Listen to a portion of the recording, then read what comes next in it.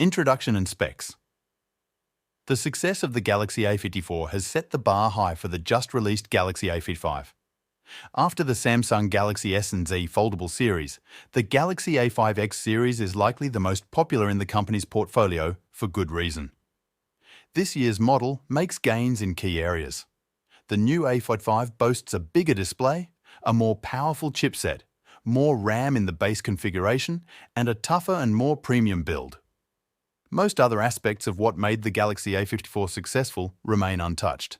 The microSD card support, good primary camera garnished with a decent ultra-wide shooter, dependable battery life, and IP67 rated build.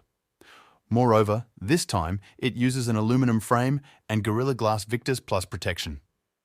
But will this be enough to persuade potential buyers? After all, the sub-500 competition in Europe is fierce, and the same goes for the Indian INR 40,000-ish bracket. What made the A54 good in 2023 doesn't necessarily mean it will be enough in 2024. The competition is catching up, and we've seen some pretty solid mid-ranges come out in the first quarter of this year, so stick around to see if the A55 is worth your hard-earned money.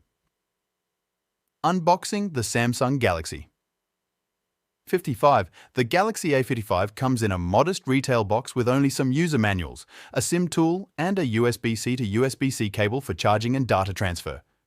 There's no charger included. Design, build quality, handling. At first glance, the Galaxy A55 looks almost identical to the A54, but some subtle changes have made it feel like a different phone in hand, and we mean that mostly positively. The front glass is now Gorilla Glass Victus Plus. That's a welcome upgrade from last year's model, which had a plastic frame and dated Gorilla Glass 5 protection. The handset is still IP67 certified against water and dust. The back uses a more regular Gorilla Glass, and Samsung hasn't revealed which type. The back is painted in either ice blue, lilac, navy, the one shown in our photos, or lemon. For some reason, the navy color looks black in the renders. With the flat aluminum side frame and the slightly larger camera lenses on the back, the device feels a lot like the Galaxy S24. If it wasn't for the size, we could have easily mistaken it in a blind test. The slightly elevated area around the power key and the volume rocker gives it away. On the other hand, some may find the device a bit awkward to hold due to the sharp edges where the frame meets the front and back panels. But no matter the side frame, button placement and fingerprint reader position are well thought out. Everything is within reach. Unfortunately, that's all the good we could say about the fingerprint reader. It has been a while since we last used such an unreliable scanner. We even tried creating 2 different entries with the same fingertip, and it was still difficult to read correctly. Slightly larger 120Hz OLED.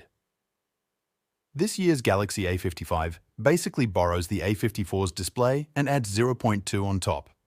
The A55 is now built around a 6.6-inch OLED screen with a 120Hz refresh rate and regular old 1080x 2340 pixels resolution. The panel also supports HDR10+ and has the necessary Widevine L1 certification for high-quality, HDR-enabled streaming on Netflix and Amazon Prime Video. Despite its modern features, the display doesn't have the modern looks for 2024. The 2024 trend is toward trimming bezels, and Samsung might have missed the memo. Some competitors, including even cheaper Redmi Note 13 phones, have visibly thinner bezels. Surely it isn't a deal breaker, and some people wouldn't mind the bezels, but it's something worth noting. Back to the actual substance. The Galaxy A55's display performance hasn't changed coming from the A54. We got up to 1010 nits of maximum brightness in auto mode, while manual control can only get you to 446 nits. Anything above 1000 nits is pretty solid for this price bracket, and will provide good enough sunlight legibility. However, it would be unfair not to note that some cheaper phones beat Samsung at its own game and offer more than 1400 nits of brightness. Refresh rate. Refresh rate control is pretty standard. You have 2 options, adaptive and standard. The latter puts a cap at 60 Hz, while adaptive will try to keep the refresh rate at 120 Hz in most scenarios. However, when showing static images or playing video, the display will dial down to 60 Hz. The Galaxy A55 uses the same $5,000 mAh battery as its predecessors, but it's running a new Exynos 1480 chipset, which promises improved efficiency.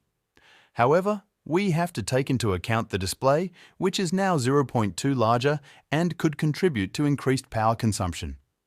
Yet, we see a significant improvement in battery life over the Galaxy A54. There are notable improvements in all tests except gaming. The new Galaxy A55 achieves an active use score of 1327, which is very good. Web browsing and call time see improvements, but our video streaming test is by far the biggest upgrade compared to last year's model. Compared to its rivals, the Galaxy A55 clearly does well, beating each and every one except for the Nothing Phone 2A. The Exynos 1480 seems to be spot on for power efficiency. Charging speed. The charging speed has stayed the same as the Galaxy A55, still relies on the 25-watt power delivery protocol, which isn't very competitive in its price bracket. It takes about 1 hour and 3 minutes to complete a full charging cycle, while a 30-minute charge would only bring the battery to 55%. As you can see from the chart below, plenty of other similarly priced phones outpace the Galaxy A55 by a good margin and come with the appropriate charger in the box too. You'd have to buy a 25W Samsung charger separately or a third-party 25W PD 3.0 PPS-capable brick to get the most out of the charging. Speakers like its predecessors, the Galaxy A55 features a hybrid stereo speakers setup, meaning it has a main downward-facing speaker and one that also acts as an earpiece. Naturally, there's a significant discrepancy in loudness between the two speakers, but Samsung managed to narrow the gap. The bottom-firing speaker is still louder, but not by much. We don't know whether the A55 uses the same speakers as the A54, but they are tuned differently now and slightly louder. A score of 25.6 LUFS earns the Galaxy A55 a very good rating in terms of loudness. Quality-wise, the speakers leave a bit more to be desired from the high-frequency sounds at maximum or near maximum volume, but the bass is prominent and the vocals sound way cleaner than before. In fact, the A54 sounds muffled compared to the A55, so it will most likely be a great option for watching movies or listening to podcasts without headphones. One UI 6.1, based on Android 14, the Samsung Galaxy A55 runs on the latest Android 14 out of the box with Samsung's own One UI 6.1 on top. Samsung has promised up to 4 years of major OS updates and 5 years of security patches to the Galaxy A55. That's a big commitment on Samsung's behalf, and it's more than most competitors have to offer on their mid-ranges.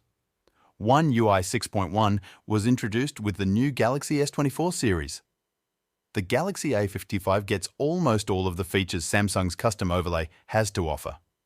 What's missing are the new Galaxy AI features, which are reserved to the flagships. Benchmarks and sustained performance. Last year's Galaxy A54 was powered by the Exynos 1390 chip, and now the A55 gets a newer, more powerful Exynos 1480 chipset based on the 4nm manufacturing process. The new Exynos 1480 features the same 4X Cortex-A78 and 4X Cortex-A45 combo, but the main 4 cores are clocked higher this time around. The cluster of 4 Cortex-A78 cores ticks at 2.7 GHz, while the Cortex-A55 cluster remains at 2.0 GHz. The Mali G88 MP5 GPU, however, has been replaced by the Xclipse 530 GPU, co-developed with AMD and based on the RDNA 2 architecture. When it comes to memory, the Galaxy A45 has 3 configurations: 8GB, 228GB, 8GB, 256GB, and 12GB, 256GB. We have the entry-level 8GB and 128GB version for this review, and after running the Antutu storage test, we got results that are in line with the UFS 2.1 standard. Samsung hasn't disclosed what type of storage the A45 uses, but according to our tests, the entry-level version is likely UFS 2.1. Now, without further ado, let's see how the new Exynos 1480 fares against the competition from Qualcomm and MediaTek. Performance-wise, the Exynos 1480 appears to be quite competitive. It demonstrates good CPU, GPU, and combined performance.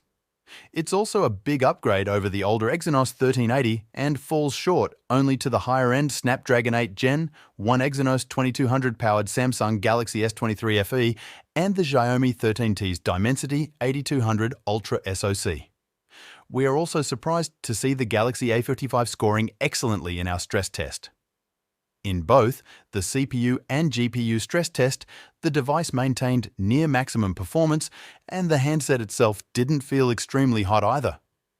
The excellent thermal stability would ensure a fluent gaming experience even during long sessions, and shows that Samsung has done a much better job at designing the updated Exynos 1480 chip. Solid triple camera setup on the back.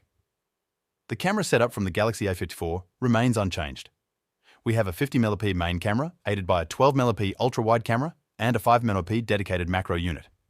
The selfie shooter is once again 32mm.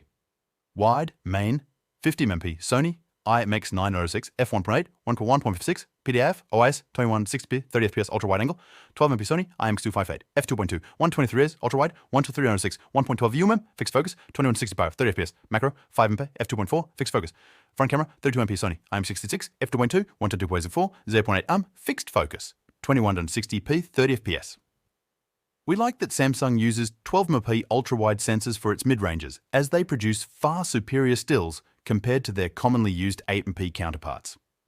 The main sensor is also optically stabilized, which is a nice bonus to consider, and Samsung used an IMX906 sensor this time around, at least according to the H.Bioinfo app.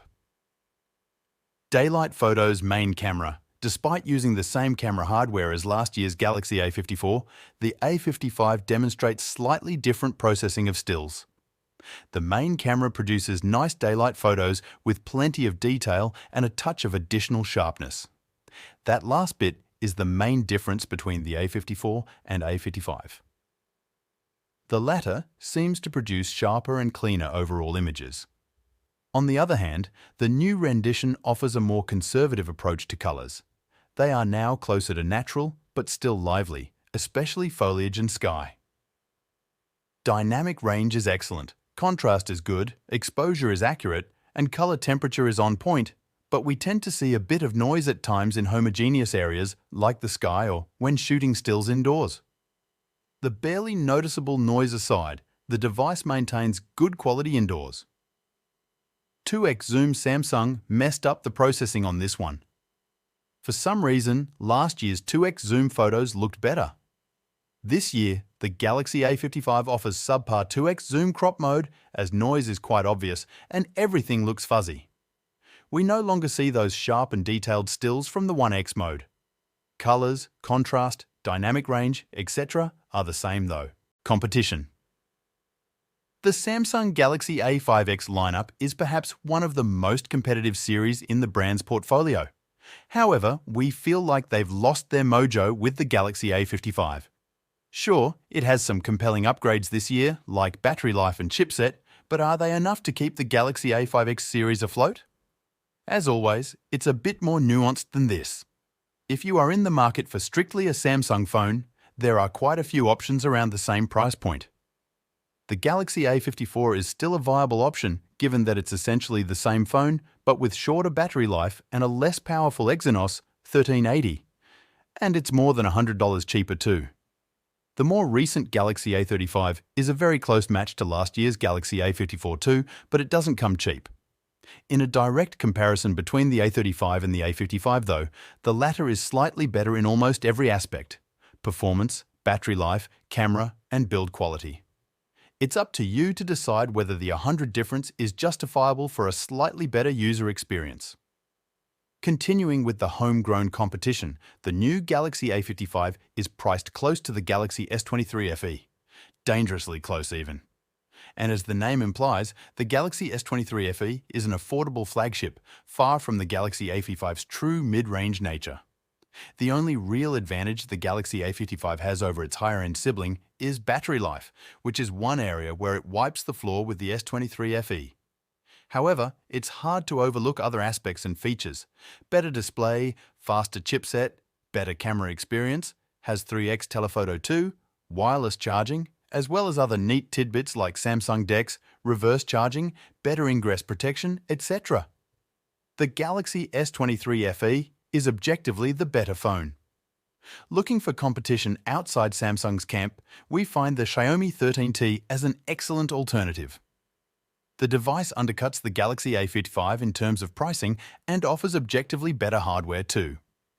Additionally, Xiaomi is offering at least 4 years of major OS updates for its Xiaomi 13T series, so even if it's a last-year handset, the vanilla 13T will be relevant for at least a couple of years.